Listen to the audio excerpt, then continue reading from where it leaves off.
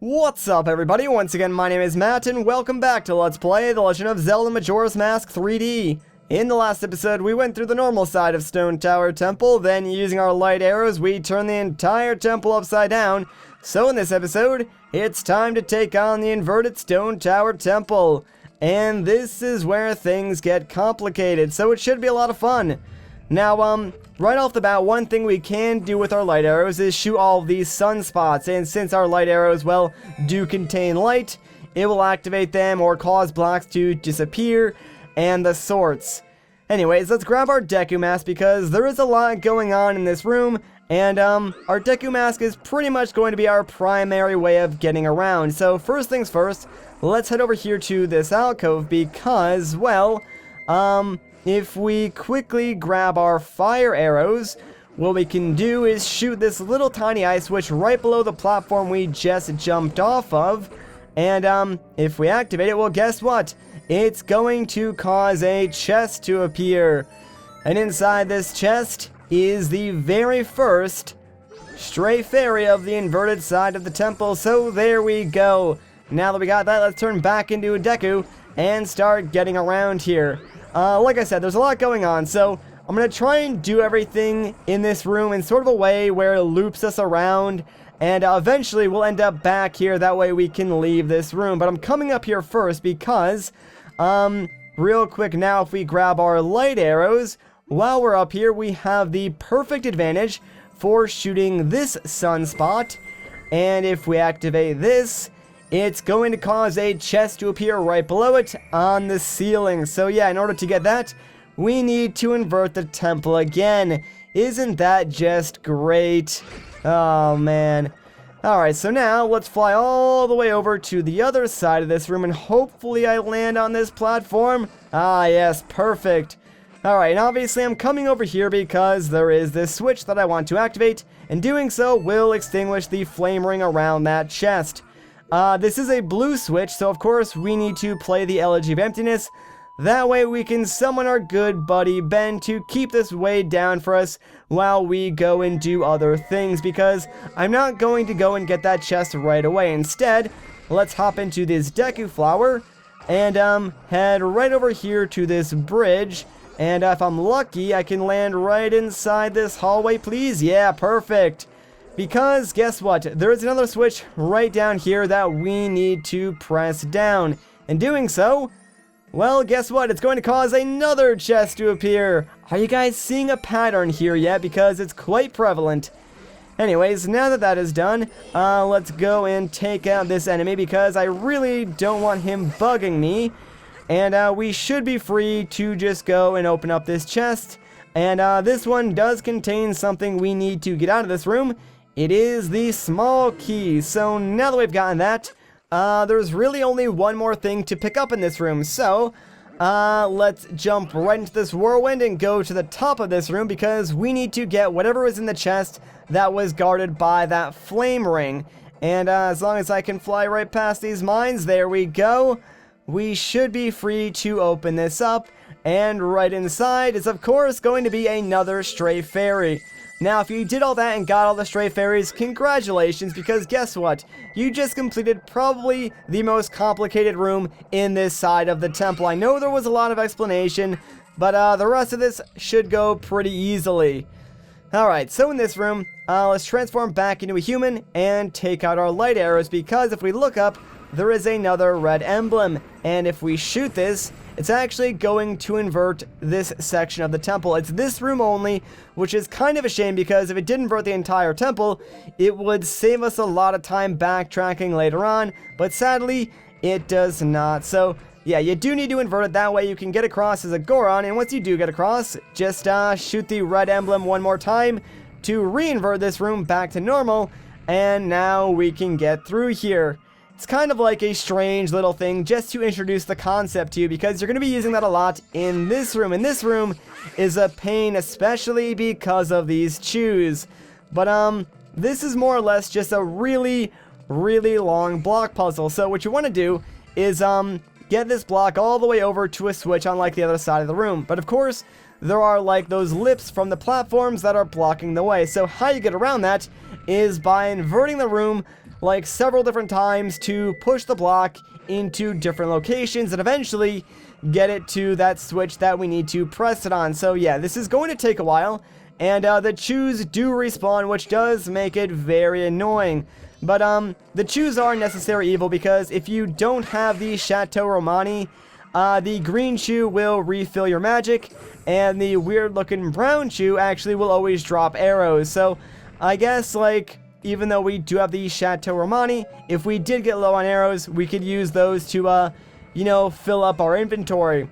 But for the most part, we should be good to go, so let's just keep pulling this block. And we are almost done, so maybe like 2 or 3 more inversions, and then we can get out of this room. I think I actually do need to invert it right now, so let's just do that, and hopefully I'm right. Yes, it looks like I am, so we are good to go. All we gotta do now is push this forward, but before we do that, let me actually take out these chews, just to buy myself some free time so they don't bother us.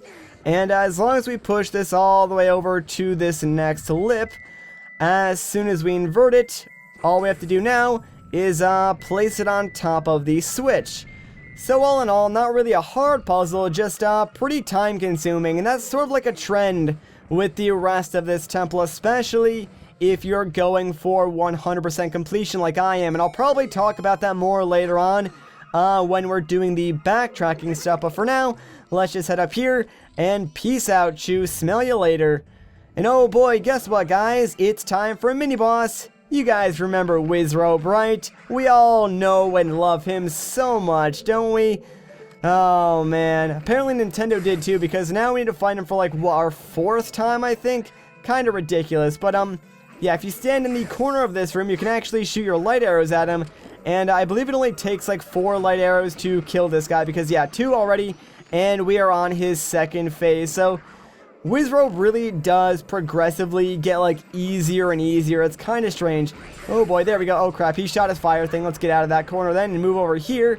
And now where did he go? Ah, there he is. And bam, that should do it. Alright, so now that he is gone, yep, it's going to cause this chest to appear. And this chest is important for 2 reasons, because 1, we can actually use our hookshot to get over to this ledge, and 2, inside it is another stray fairy. So now that we got that, let's just head down here, and oh, this next room. Alright, so there's a lot of pose in here. Quickly, if you can, try and shoot these guys with your light arrows, but yeah, sadly, the one in the back usually always gets away and goes through the wall. So, I'm actually going to wait for him to reappear, because we do need to fly across this gap, and I really don't want to risk flying across it and then having that Poe attack me and falling into the abyss. So we'll just take a couple of seconds, and hopefully he comes back through here. There he is. And now he is gone. So let's grab our Deku Mask. That way we can fly across this room and see whatever else this temple has in store for us. Honestly, this side of the temple is a lot more involved than the first half, so I do apologize if it feels like it's an information overload right now. I'm just trying to explain this to the best of my ability. But you do want to come up here, and we will encounter some new enemies. These guys are called Death Armos, and they're kind of annoying, so you gotta shoot them with a light arrow, get close to them, and then wait for them to explode. That way you can get past them. Anyways, stepping on this switch will deactivate the flame ring around that chest, but of course, since it is a blue switch, we need to play the Elegy of Emptiness. That way we can summon our undead soldier to, you know, hold this down for us while we go and grab whatever's inside that chest. I think, yeah, there is a Death Armos blocking the way, so be careful of this guy. Either run past him or take him out. That way, you know, you can safely reach this chest. And inside, well, it is a small key. So there we go. And that's pretty much all we came up here for. So let's just jump back down and continue making progress through this temple. Alright, so in this room, first things first, before you do anything else, shoot this mine and try and shoot it in a way in that it hits the other mine next to it. You need to make sure you at least explode 2 of them, because in order to fly all the way across this room, you actually need to duck into this little area and get sort of like a refresh from this Deku flower, because obviously the gap is way too far to make it from that first Deku flower. And if you did not explode those mines, well, you're gonna have a bad time. Alright, so coming up is actually another mini-boss. I believe it's in the room right after this one. But one cool trick I want to show off is that if you shoot bubbles with light arrows, yeah, they give you 50 rupees every single time, which is amazing. And we are definitely going to take advantage of that to grind up for rupees. Anyways, let's take on the second mini-boss now. So, this guy is really stinking cool, but he's also incredibly easy. But here he is, and his name is Gomez. He's really stinking cool looking, right? Like, he's got bats flying around him, this giant scythe, but defeating him is quite simple. So what you have to do is shoot him with your light arrows to sort of like reveal his core, then just slash at him with your sword. His like sort of like spinning scythe attack, you can very easily block with your shield and just shoot him again. Honestly, most of the damage you will take in this fight is probably from the bats flying around him. So, for the most part, I recommend just trying to strong arm this guy and just go ham on him. Don't really worry too much about the damage because, yeah, we're already done with this fight. And look at that scythe, man. It's got like the skull of someone else, like where the blade is sticking out. It's really, really cool looking. And it does stick around for a little bit after the fight is over. But what was Gomez guarding? Well, it was none other than the boss key. So let's just grab this very quickly and then move on with the rest of this temple. So now that we've got the boss key, we could technically go right to the boss door, but we still have several stray fairies to collect. And this, my friends, is where the tedium of this temple starts to kick in, because now everything else is more or less just like pointless backtracking just to get stray fairies. And this is where I really start to have a problem with this temple. Like, everything up to this point was perfectly fine, but now they just sort of like make things more annoying than they need to be. Like, it honestly feels like collecting these stray fairies is more of a chore rather than like something that I want to do, because the reward you do get is cool, but because they give it to you this late in the game, it's really not that useful, which is a shame because, like I said, it's a really cool item. Enough about that though. There are still a couple of things that we need to do here on the inverted side of the temple. So try and be very careful with this death Armos. Like, shoot him and then try and jump over and step on the switch quickly, because it's going to cause this chest to appear, and that chest is important for something later on. But yeah, the real thing you need to be careful of is when that guy explodes, because if you're too close to the edge, he will knock you off. Anyways, that chest is important because, well, guess what? We can hookshot to it and access a different part of the temple. Now, right when you get up here, before you do anything else, grab your light arrows and shoot this sunspot. That's going to cause a chest to appear pretty much right below us, and we'll pick that up towards the end of this episode. So now let's just head right behind us, because there is a locked door and we still have a small key to use. And ooh, now there's another Igor right in front of us. So of course, let's just take this out very quickly by shooting 4 light arrows at this guy, because he is blocking our path, and there's something that I need to do right behind that door. So there we go. Now that he is gone and done blocking our path, let's head through here.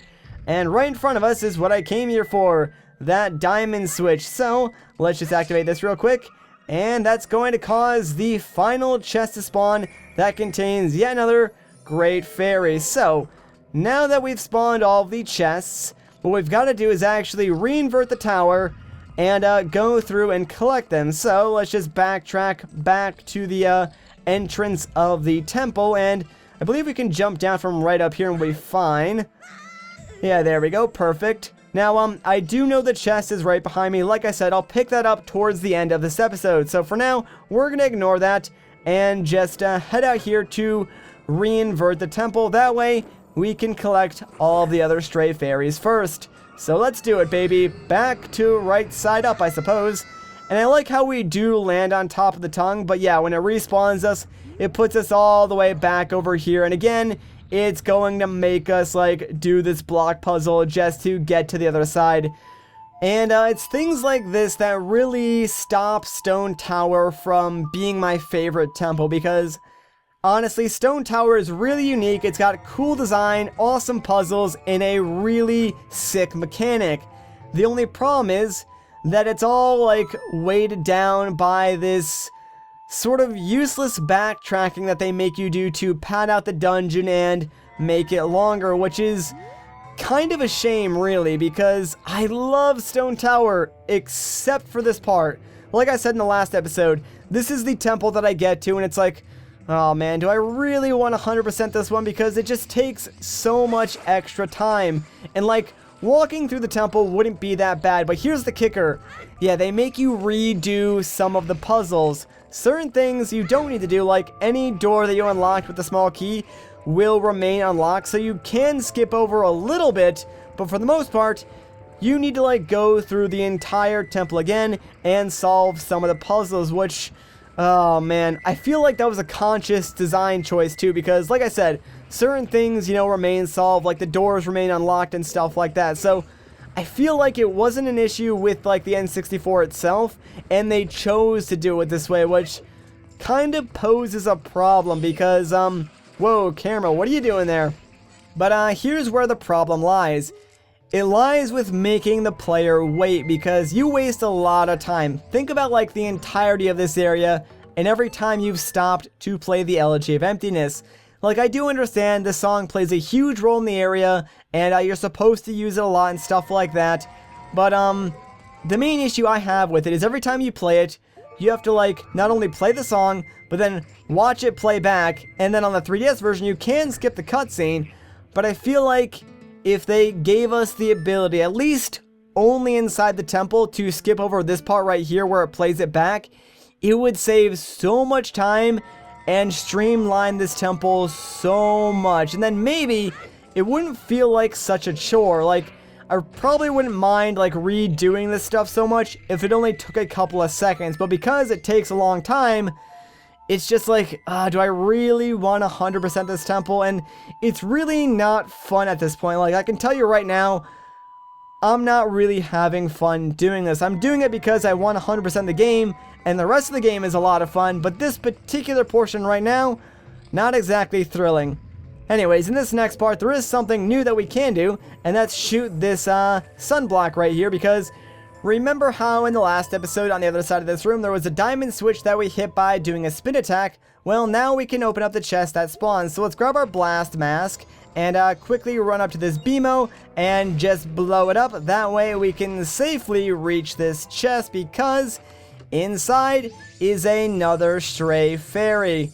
Alright, so now let's grab our Zora Mask again and dive down here and swim over to where the next chest that we caused to spawn is. So again, back to like more backtracking and stuff like that. I do apologize for that like pretty lengthy rant. I know a lot of you guys don't really like when I do that or complain about games, and I'm not really complaining about this game, more or less just like stating my opinion on this particular part and why I think it's like not the greatest choice to do in game design, even though I've never actually designed a game. But I feel like there is something we can learn from older games to make our future games better, and that is kind of one of my pet peeves. Like, one of my pet peeves is that a lot of these older games have dictated how future games have been made, and they hold a lot of like the oldest tropes in gaming that really shouldn't be a thing, because like a lot of the newer games, they just have all these old mechanics in them that like were only there because of technical limitations. And it's like, you know, now it's 2015, we don't have these technical limitations, but because those mechanics have just become standard, everyone still uses them. And it's like, come on, man, just like innovate them a little bit, make them fresh, new, you know, update them for all this new technology that we have, and really just make our games something new and special rather than trying to emulate something that happened, you know, 10 years ago or whatever. But I digress. Anyways, let's jump down here because, well, guess what? There's another chest that contains another stray fairy. So only 2 more left, and one of them is actually back on the inverted side of the temple. So let's just head up here, and this is going to bring us back to the first room of the temple. Of course, we need to get rid of this guy real quick because no one likes him, and he is just bothering us. Plus, the last stray fairy for the normal side of the temple is right back in the first room on the normal side anyways. So all we gotta do is head through this door and jump down here, and ta-da! Here is our final chest for the normal side of the temple. So let's just grab our 14th stray fairy, and we should be good actually. So let's quickly climb this ladder before any of those dragonflies notice us, and please don't knock me down. Alright, good, we're fine. But yeah, we're pretty much good to go. So let's leave the temple and invert it one more time. We'll pick up the last stray fairy, and then all that's left is to take on the boss. So there we go, inverting the temple yet again. Bye, Link. Okay, and again, they just spawn you all the way back here. Another thing they have to do just to get back inside the temple. This one, though, really isn't that big of a deal, so that's not a complaint. That's just like an observation. Alright, so the final chest with the last stray fairy is going to be directly in front of us. So let's just run down here and pick this up. So bam, there we go, all 15 stray fairies, and now we're ready to take on the boss. But you know what? The boss is actually pretty lengthy in this temple, so it is going to require its own episode. So once again, I'm going to split it here. If you guys enjoyed this video, a like rating would be greatly appreciated. If you want to see more, consider subscribing. But once again, guys, my name is Matt. Thank you so much for watching, and I'll catch you in the next one.